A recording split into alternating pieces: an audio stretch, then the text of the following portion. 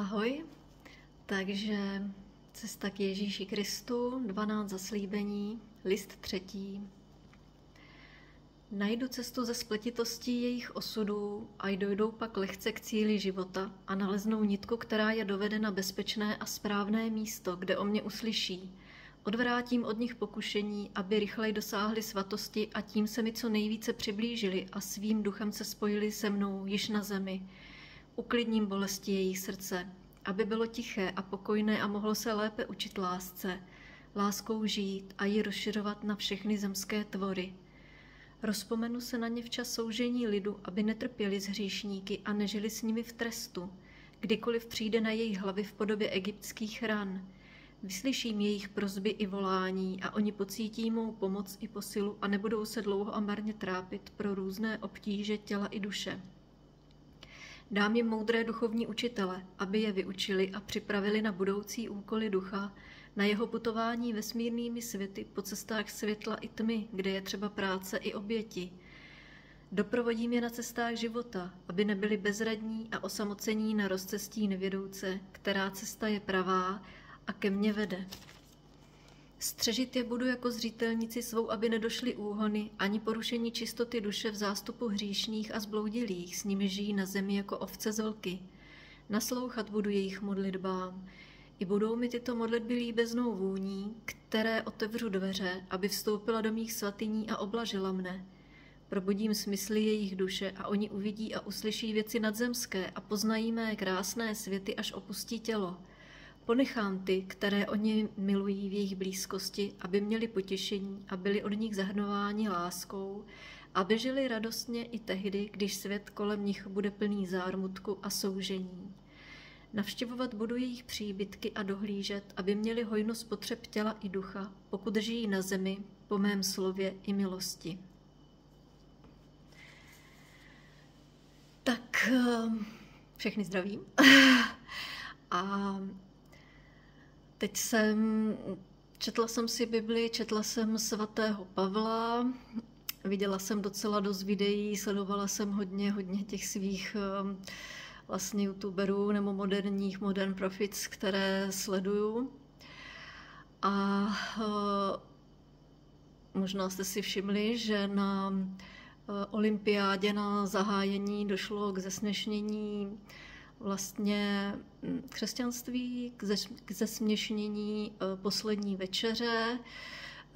večeře Páně. Celé to zahájení bylo hodně zvláštní a slyšela jsem na to strašně moc různých názorů, včetně třeba názoru, že vlastně k zesměšnění tam došlo, ale když jako se křesťaní budeme ozývat, tak oni na to prostě čekají, takže nemá smysl se jako k tomu nějak vyjadřovat. Což mě přišlo hrozně takové zajímavé. Já bych se tady asi ráda vyjádřila, protože spousta lidí, kteří třeba, když jim se stane nějaká strašlivá křivda, tak jsou úplně první, co budou jako křičet, že to je křivda, že se jich ostatní mají zastat. Tak já bych se tady právě chtěla zastat našeho Pána, zastat Ježíše Krista, že se mi to vůbec nelíbilo.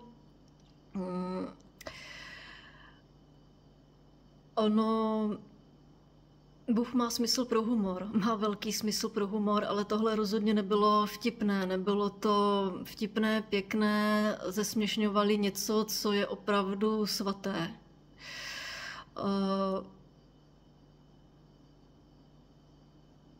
Prostě chci říct, že já se tady určitě Ježíše Krista a poslední večeře chci zastat, právě protože znám spoustu lidí, kteří by ve svém vlastním jméně křičeli a zastávali se a chtěli by ještě zastání těch ostatních. Bůh samozřejmě vůbec jakoby, pokud by chtěl někoho potrestat, tak to je to nejmenší, může to udělat lusknutím prstu, ale já se prostě zastat chci. A nelíbilo se mně to, prostě se chci zastat našeho Pána. A další věcí, je tam hodně témat, nebo i s tímhletím souvisí další téma, které probíralo strašně moc lidí. A souvisí to s tím, co jsem řekla už v předchozích videích, že cokoliv člověk řeší, jakýkoliv problém, tak ho má řešit s Bohem a vždycky to dobře dopadne. Tady je teďka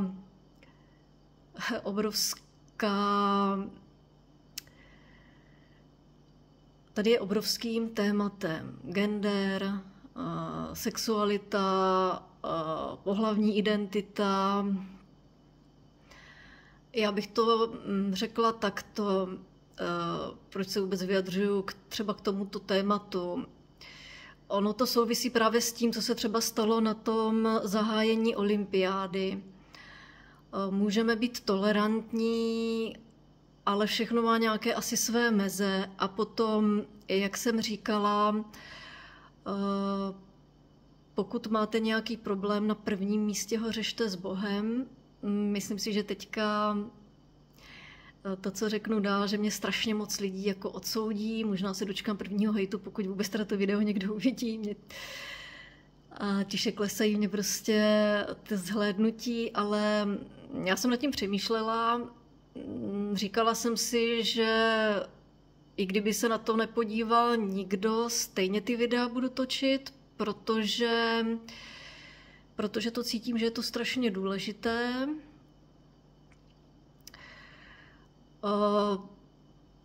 Člověk by se na prvním místě měl opírat o Bibli, o Boha, s ním všechno probírat a my jsme strašně ztraceni v tomhle světě. Tenhle svět prostě kompletně se vším všudy padl. Hřích jako res a jako plíseň pokryl všechno. Všechny oblasti všech lidských činností, všeho, celé přírody. Prostě tenhle svět je padlý se spoustou problémů. My lidé jsme v něm strašně ztracení. Na spoustu věcí neznáme, na spoustu otázek neznáme odpovědi a v Bibli je jednoznačně řečeno, že Bůh stvořil člověka, stvořil ho k obrazu svému a stvořil ho jako muže a ženu. Manželství je svazek muže a ženy. Tečka. A já jsem lékařka, myslím si, že jsem strašně tolerantní a nechci, aby to tady teďka vyznělo, že si myslím, že homosexualita je třeba jako nemoc, i když ono to dřív diagnózou v podstatě bylo, ono to bylo vyjato z diagnóz, byla to diagnóza, ale prostě problém se týká všeho, včetně identity, včetně genderu, včetně prostě pohlaví.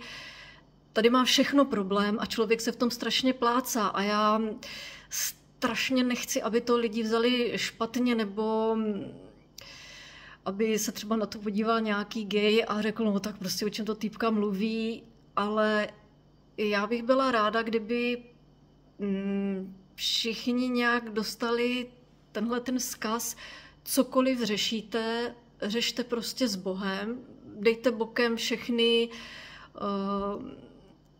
společenské názory, nechci říct teďka vědu a rozum, protože věda a rozum byly člověku dány, je to dar a má je používat, takže to, že říkám, že můžete všechny problémy řešit s Bohem, neznamená, že si schizofrenik řekne, že půjde do kostela, pomodlí se a jeho problém jako zmizí, takhle to nefunguje. Pokud je to problém, který je zapotřebí řešit s odborníkem, určitě běžte za odborníkem. To jako rozhodně. Ale takovou měrou, jakou se tomu věnujete prostě s nějakým doktorem, na psychologii, s nějakou skupinou, stejnou měrou to řešte s Bohem, nebo dokonce i víc. Můžete mu říct, Bože, já mám ten a ten problém, tohle mě tíží, prosím tě, pomož mě, dej mě prostě vědět, co s tím mám dělat. A opravdu se vám ty odpovědi dostanou. A ono je to strašně teď moderní téma. Nějak prostě mě napadlo, jako říkám, s tou olympiádou se k tomu trochu i vyjádřit, nebo spíš dát, já nechci říct návod, to zní hrozně blbě, ale je to strašně těžké, ale abyste správně pochopili, opravdu tenhle svět má spoustu problémů, které vyplývají z počátečního neuposlechnutí, z prvotního hříchu. My jsme se odtrhli od Boha, od nebe, je nám prostě vzdálen. A v jakékoliv lidské činnosti a oblasti se to projevuje. A to je ten problém. A to, že se někdo narodil třeba gejem nebo je to prostě transsexuál nebo cokoliv, nebo drag queen, tak to ano, každý má svou důstojnost. Já prostě se strašně jako vám snažím dodat náhled, odvahu to řešit i jiným způsobem, než to třeba řeší ostatní, prostě dojít opravdu za tím Bohem, číst si Bibli, protože ta řešení se naleznou. Já sama jsem dříve při čtení Bible, ještě bych to řekla takhle, jsme moderní společnost a když si přečtete Bibli nebo svatého Pavla, tak člověk měl samozřejmě problém s tím, že když jsem si to přečetla dřív, tak jsem si říkala, no super, tak žena má poslouchat muže, je mu podřízená, nemá mluvit na shromážděních a samozřejmě, že se člověku jako ženě, mně to prostě moc nelíbilo, ale a starý zákon, to už jsem říkala předtím, říkala jsem si, no byl prostě napsán, kdysi lidi měli nějaký pohled jako na svět, to nebude 100% pravda, dneska mám úplně jiný názor, je to 100% pravda, taky se mi třeba nelíbilo, Bůh stvořil Adama, seslal na něj mrákoty a vyňal mu žebro a z toho žebra stvořil Evu. A já jsem prostě onehda, říkám to úplně upřímně všechno, jela autem a říkala jsem si, no, stejně tahle část je taková a teď jsem si říkala, ale Bůh je láska, Bůh právě všechny, úplně všechny, ať jste se narodili čímkoliv a cokoliv řešíte, všechny strašně moc miluje, je to nejbližší bytost, je to nejbližší osoba vám, je to někdo, kdo o vás ví všechno.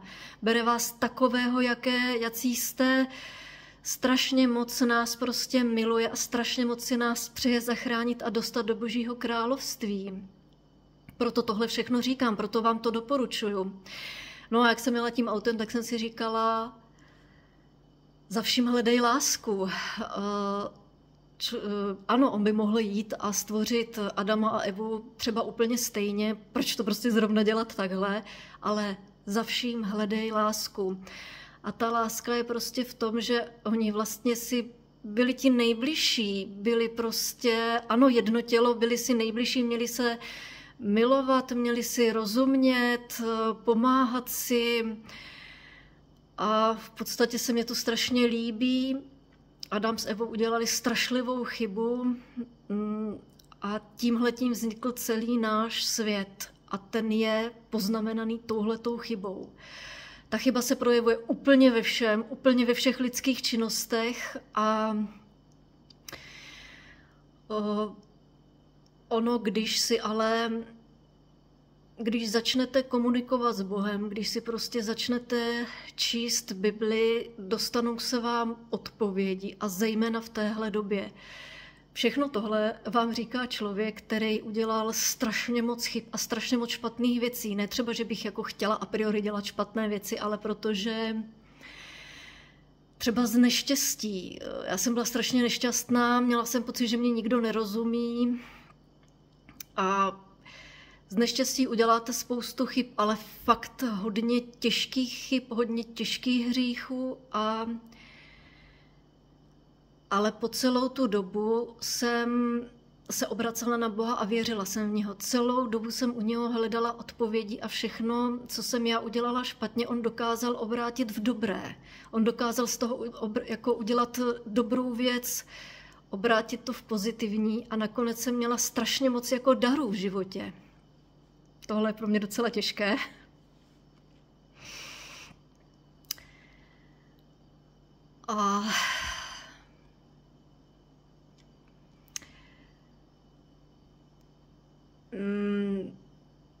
opravdu čtěte si Bibli, čtěte si Nový zákon, čtěte si i Starý zákon. Tahle doba je výjimečná a dostanou se vám odpovědi. A pokud člověku, jako jsem já, doslova a do písmene se dostalo tolik darů a tolik výjimečných prostě věcí jsem v poslední době zažila, to už se prostě musí dostat každému. A strašně vás chci jako podpořit, dodat vám odvahy a ráda bych, kdyby to třeba zhlédl nějaký homosexuál, aby jako neměl pocit nějaký jako špatný, nebo já prostě nikoho neodsuzuji, každý jsme se nějak narodili, máme nějaké problémy a ty řešíme, snažíme se řešit, bojujeme s nimi, ale Bůh říká, já s vámi budu bojovat ten boj, já vám pomůžu, já vás povedu, zkuste ho pozvat prostě k tomu, zkuste se ho zeptat, je to tak a tak, prosím tě Bože, co mám udělat? A opravdu se prostě najdou odpovědi. A Bůh vás prostě provede vaším životem. Opravdu, já jsem udělala špatné věci a Bůh je proměnil v dobré. Proměnil je v dobré, já jsem za to strašně vděčná. Tak. Takže na začátku, jak jsem říkala, chtěla jsem se zastat Boha, protože my chceme dostat nějaké zastání i z tohohle důvodu. Chtěla bych říct, že je výjimečná doba a skutečně je konec času a spousta lidí i spousta hodných lidí je strašně zmatených. I já jsem třeba uvěřila některým věcem a strašně moc věcí se prostě posunulo. Tahle společnost rozhodně není prostě zdravá, není dobrá, je to tady strašně těžké se v tom nezamotat. A člověk se nezamotá jedině prostě s Bohem. Taky člověk měl vždycky pocit, že biblické časy, to je někde před těma 2000 lety, tam ty lidi prostě byli proroci, teď už žádní nejsou, ale jo, jsou, i dneska jsou proroci, jsou moderní proroci, opravdu existují. A mluvila jsem v jednom předchozích videích, jsem mluvila o Trumpovi, měla jsem vizi Trumpa a chtěla bych to teďka ještě trošku zpřesnit. Měla jsem vizi Trumpa a dva další Modern Prophets mluvili, že měli v podstatě taky vizi, a to o druhém pokusu o zabití Trumpa, vlastně druhý pokus o jeho zabití. A jeden teda to měl úplně přesně, říkal, že to má být pokus o jeho vlastně vraždu, a to přímo v Las Vegas, někde asi na veřejnosti. Takže měla jsem vizi Trumpa, byla tam nějaká střela, nevím přesně, jak jsem říkala, já jsem třeba lidi vidí anděli, vidí prostě velice přesně, ale já vidím hodně mlhavě, ale všechno říkám podle pravdy, všechno říkám od srdce, tak jak to je.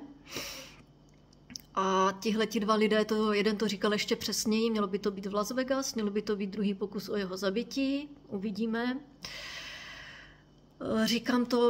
Říkám to proto, nebo oni říkali, že vlastně, proč vůbec tady jsou nějací jakoby předpovědi do té budoucnosti a takhle. Oni mají předpovědi, třeba ten jeden člověk, Black Troy, jich má poměrně hodně, má i archiv předpovědí a jestli se vyplnili, je to docela zajímavé a hlavně je to proto, aby přesvědčili věřící, že opravdu je konec času a přesvědčili nevěřící, že opravdu existuje Bůh, že nebe je reálné, Bůh je reálný, existuje Trinity God, to je God Father, God Son and the Holy Spirit, takže Otec, Syn a Duch Svatý.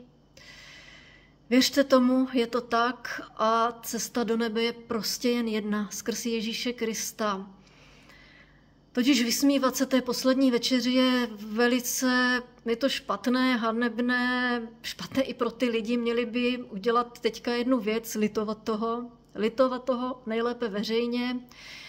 Jestli jste drag queen, tak pozvěte do svého života Boha. Taková drag queen může drag queenovat, ale jedině s Bohem. On vás povede životem, on vám ukáže, co můžete, nemůžete dělat.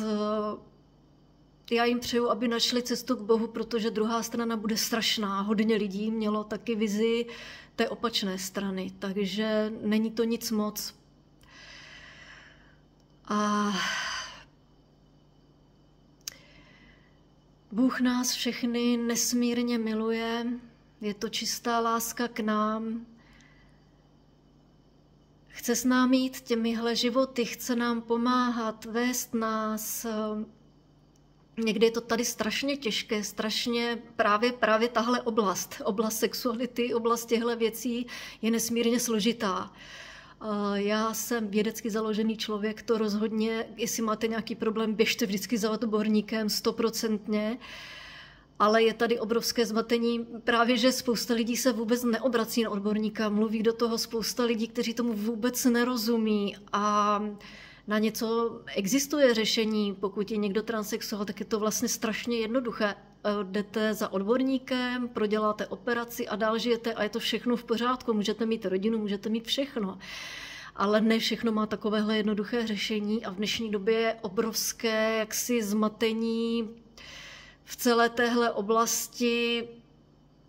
Nelze prostě říkat dětem, tak můžeš si vybrat, co chceš, takhle to taky prostě nefunguje. A jak jsem říkala,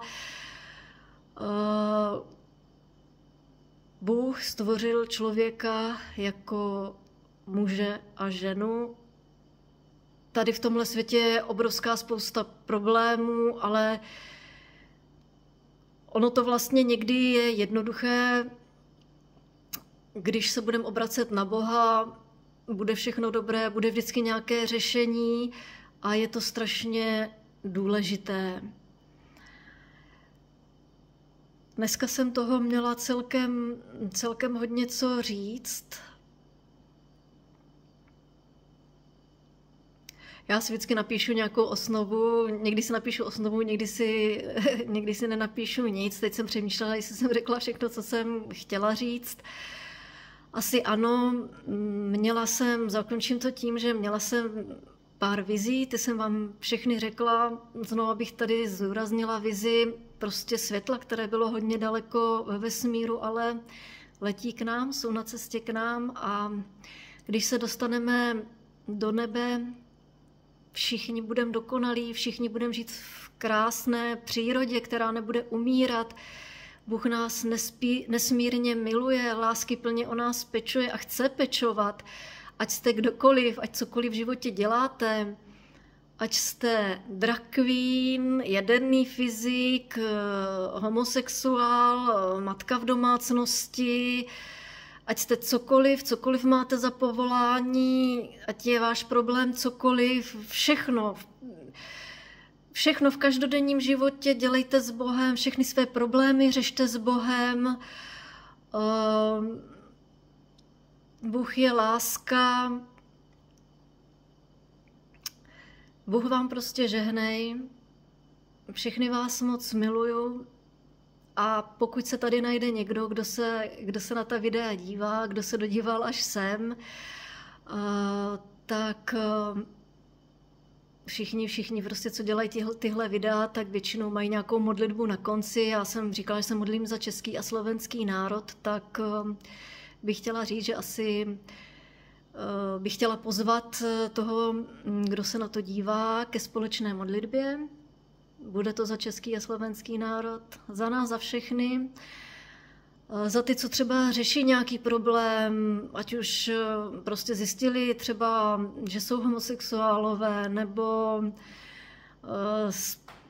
si řeší prostě cokoliv, tak ať zdárně najdou nějakou svoji cestu, ať najdou Boha, ať prostě mají dobrý pocit ze svého života. Takže je to modlitba za všechny tyhle lidi, modlitba za český a slovenský národ. Asi si pojďme povědět Otče náš, co nás naučil náš Pán Ježíš Kristus, modlitbu, kterou nám dal On. Otče náš, jenž jsi na nebesích, posvěť se jméno Tvé, přijď království Tvé, buď vůle Tvá, jako v nebi, tak i na zemi. Chléb náš vezdejší dej nám dnes a odpusť nám naše viny, jako i my odpouštíme našim viníkům. neuveď nás v pokušení, ale zbav nás od zlého. Amen. Bůh vám žehnej, Bůh vás opatruj. Doufám, že to všichni, co to zhlédnou, prostě vezmou dobře. Je to míněno dobře tohle video. A zase u dalšího videa. Nashledanou.